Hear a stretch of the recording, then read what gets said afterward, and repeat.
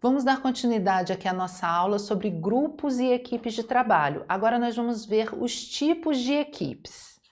Então aqui nós vamos ter, né, 3 tipos que nós selecionamos aqui, que são os que costumam aparecer mais em prova, que são as equipes autogerenciadas, multifuncionais e virtuais. E lembrando rapidinho, né, que equipes, né, são grupos de pessoas que têm aí metas coletivas. É importante, né, a gente sempre lembrar disso, que as metas nas equipes são coletivas. Tarefas, elas são interdependentes. Porque a tarefa é feita por cada membro do grupo, vai influenciar, né, e vai servir de base ou de subsídio para a tarefa do outro membro daquela mesma equipe, né? Então, as tarefas são complementares, interdependentes. E nas equipes existe aí o comprometimento de todos os integrantes daquela equipe, para que então os objetivos sejam alcançados. Então, se o membro da equipe ele não entrega o que era esperado, as demais tarefas aí são comprometidas e os objetivos não são alcançados. Então, voltando aqui para os tipos de equipes, nós temos as equipes autogerenciadas, que também são conhecidas como autodirigidas. E uma característica importante delas é que essas equipes elas são autônomas. Elas são criadas aí, né, para solucionar problemas. Então a gente vai ver que elas, por serem autogerenciadas, elas conseguem solucionar problemas.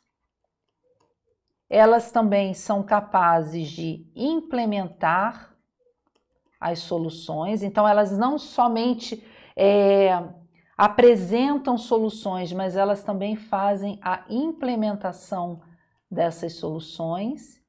E essas equipes autogerenciadas, autodirigidas, elas sempre assumem total responsabilidade pelos resultados. Então, nas equipes autodirigidas não existe um líder, né, um gestor ali que assuma as responsabilidades, né? Elas mesmas, a própria equipe, né, autogerenciada, ela consegue fazer tudo isso. Por isso que elas são chamadas também de autônomas, é a característica principal das equipes autogerenciadas ou autodirigidas. Nós vamos ter também as chamadas equipes multifuncionais ou interfuncionais. Então a gente vai ter aqui colaboradores que são do mesmo nível hierárquico, o mesmo nível hierárquico, então é nível hierárquico igual, mas esses colaboradores são de setores diferentes da empresa.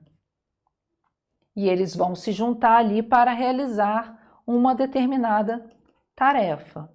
Então, equipes multifuncionais ou interfuncionais são essas equipes formadas aí por colaboradores de diferentes setores da organização, mas de mesmo nível hierárquico. Um exemplo que a gente tem aí são as equipes que são formadas aí para realizar uma força-tarefa.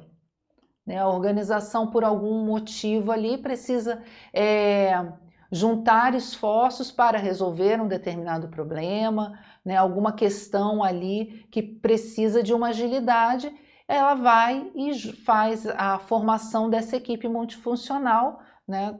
E de pessoas de diversos setores da empresa que tem a ver ali com aquela força-tarefa, né? Com aquela atividade que precisa ser realizada, junta essas pessoas numa equipe, essas pessoas realizam aquele trabalho e aí é desfeita depois essa equipe multifuncional, né, quando a gente tem aquele caso, né, de ser uma equipe ou um grupo temporário, né, a duração desse grupo, dessa equipe, ela é temporária, ou essa equipe multifuncional pode ser uma equipe, sim, permanente, que fica ali naquele momento, ali na organização, dentro da sua própria estrutura, para tratar de problemas específicos, né, ou problemas que os gestores entendem que aquela equipe tem condições de tratar.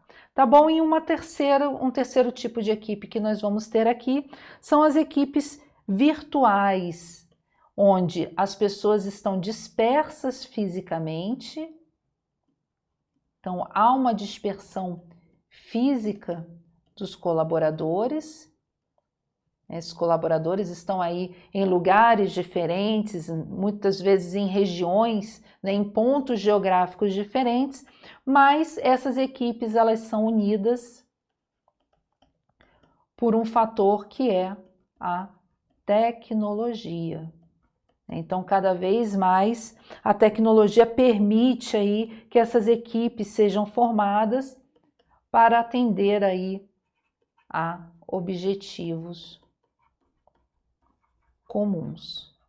Então, as relações de trabalho, né, elas estão aí cada vez mais se utilizando da tecnologia para conseguir, né, realizar aí os seus objetivos. Então, pessoas que estão em lugares diferentes, né, aquela empresa que tem uma matriz e tem as suas filiais, consegue aí conversar com as suas equipes nas filiais através da tecnologia, né? E aí vão se formando aí essas equipes virtuais que conseguem realizar aí o trabalho normalmente, né, com o uso de sistemas. Então a gente vê que a tecnologia cada vez mais entrando aí na vida das organizações e facilitando a realização dos trabalhos.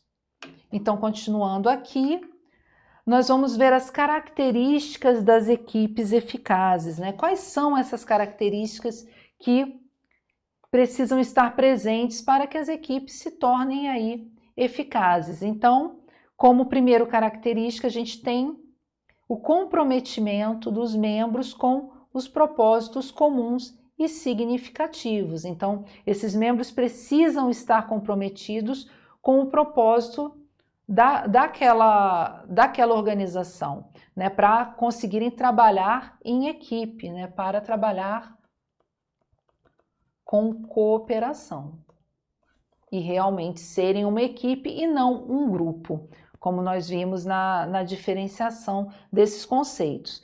O estabelecimento de metas específicas, né, elas são metas específicas e metas coletivas também. Outra característica é que os membros da equipe defendem ideias, mas sem radicalismo. Então, as equipes aí conseguem manter um diálogo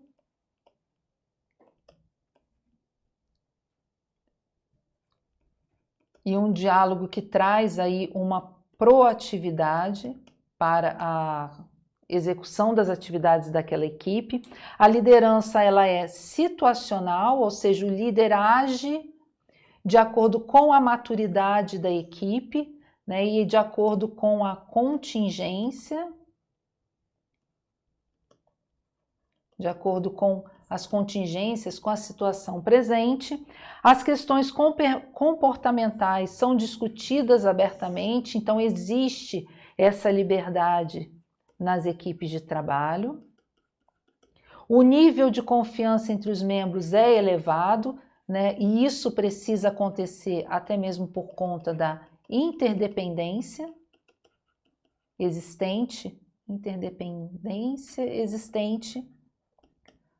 no trabalho que aquela equipe precisa desenvolver, né? Então, o nível de confiança precisa ser elevado entre os membros da equipe para que, né, um determinado membro saiba que ele realizando a atividade dele, aquela atividade, né, vai contribuir para a realização do trabalho daquele colega dele ali da equipe, né? E vice-versa também, que a realização do trabalho daquele colega vai influenciar também e vai servir de base, de subsídio para o desenvolvimento da sua atividade. Então precisa ter, né, esse nível de confiança entre os membros, acreditar e confiar no trabalho que está sendo realizado pelo outro.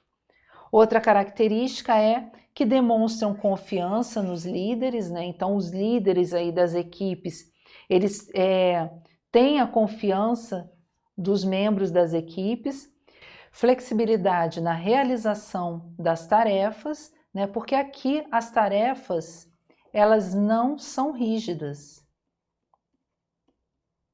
E a característica de uma equipe eficaz é realmente ter a flexibilidade para poder realizar essas tarefas, para não ser algo engessado, como a gente, né, conhece nos modelos tradicionais de gestão, né, onde as equipes elas não conseguem trabalhar inovando, né, então uma característica é a inovação e também a criatividade, né? Na gestão mais moderna, as equipes podem inovar e as equipes podem aí se valer da criatividade dos seus membros para realizar as tarefas. Por isso, essa flexibilidade. Temos que os conflitos são analisados e resolvidos, e isso ocorre porque há uma comunicação aberta. A comunicação ela é flexível, né? Existe essa abertura para conversa, né? Há essa abertura para o diálogo. Então se resolve as coisas conversando, né? Os conflitos eles não são ignorados, eles são analisados e são resolvidos também. E por último, uma característica das equipes eficazes é que existe essa preocupação, né? Ação contínua em busca do autodesenvolvimento. Então as equipes estão sempre voltadas aí para o seu autodesenvolvimento, para a melhoria, né, na realização das suas atividades. Então a gente vê aqui esse grupo de características que vão ser inerentes às chamadas equipes eficazes, né? No mundo perfeito, o bom é que todas essas características estejam presentes nas equipes, né? Mas se pelo menos grande parte já estiver presente, essas equipes podem ser consideradas aí eficazes e equipes que realizam aí o seu trabalho da forma que tem que ser feita para alcançar os resultados esperados pela organização. E agora nós vamos ver como que as bancas tratam dessa temática dos grupos e equipes de trabalho.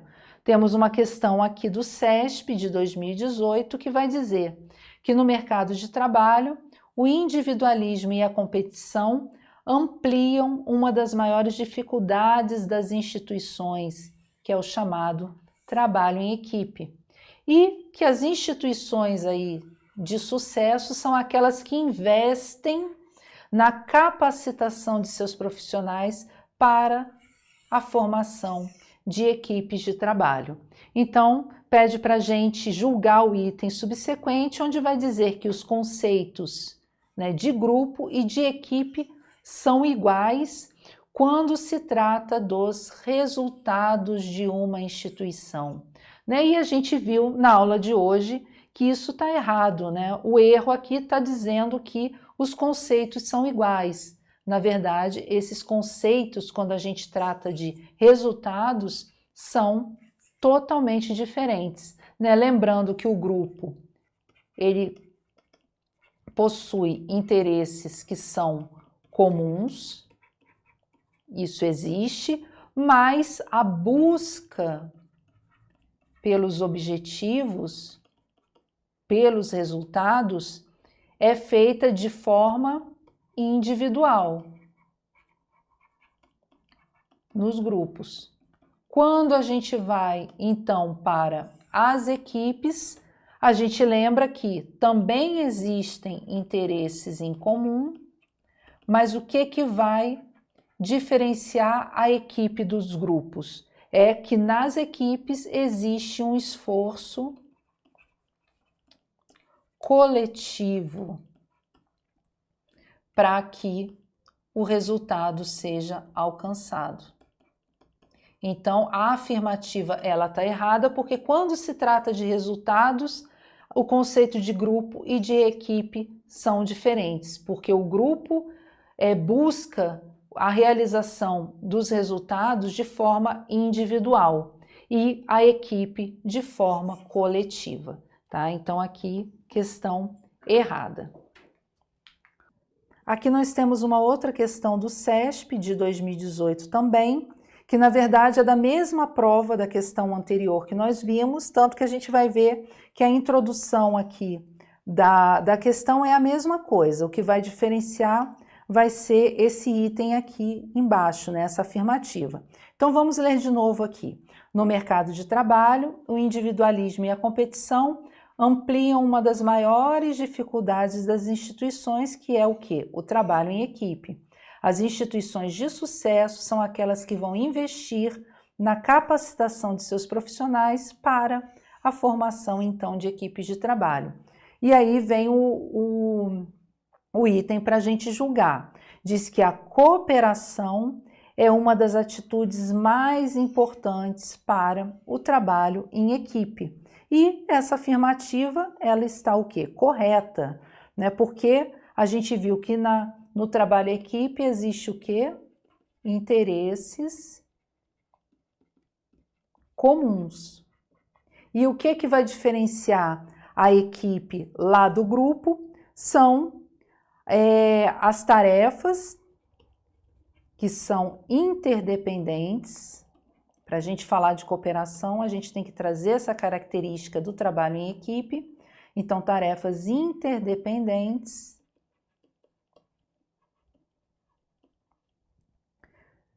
que vão aí trazer essa necessidade da cooperação. Então, a cooperação, né, vai mostrar que a missão ela é compartilhada. Então, os membros da equipe ali unem os seus esforços para poder cumprir com a missão, né, alcançar lá o resultado esperado, e existe na equipe também a responsabilidade coletiva.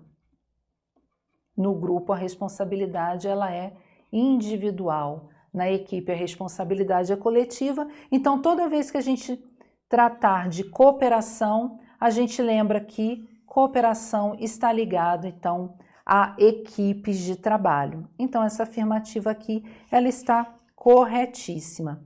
E aqui a gente termina, né, a nossa aula sobre grupos e equipes de trabalho. A gente viu, né, no começo da nossa aula a diferença, né, desses dois conceitos dentro de um contexto, né, maior, aplicado a todas as questões, né, que a gente se depara no dia a dia, e a gente trouxe também esses conceitos de grupo e de equipe para dentro das organizações. Então, como sempre, a gente recomenda que vocês façam, né, aí os exercícios relacionados a esse tema e que estejam aí preparados para encarar as questões que tratam então de grupos e equipes de trabalho.